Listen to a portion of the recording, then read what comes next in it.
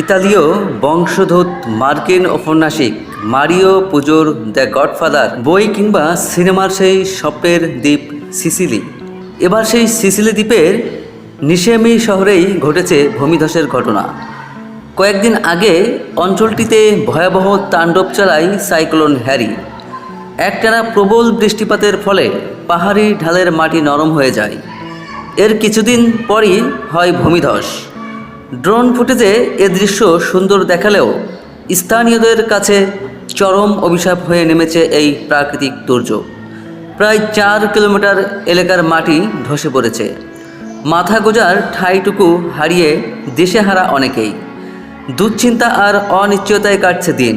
30 বছর আগে এমনই এক ভূমিধসের কথা স্মরণ করলেন এক স্থানীয় প্রশাসন বলছে ঝুঁকি এখনও কাটেনি, তাই বিপদসংকুল এলাকা থেকে প্রায় 1500 মানুষকে সরিয়ে নিয়েছে তারা। সিভিল প্রোটেকশন বিভাগের প্রধান ফাবিও সিসিলিয়ানো বলেন, একটি বিষয় নিশ্চিত, এই ভূমিধস এখনও পুরোপুরি থামেনি। আমি নিজেও মোবাইলের ক্যামেরায় ভূমিধসের ঘটনা রেকর্ড করেছি। পরিস্থিতি খুবই ভয়াবহ। চলমান পরিস্থিতি বিবেচনা করে সিসিলি, সার্দিনিয়া ও কালাব্রিয়া এলাকায় জরুরি অবস্থা জারি করেছে ইতালির মেলোনি সরকার।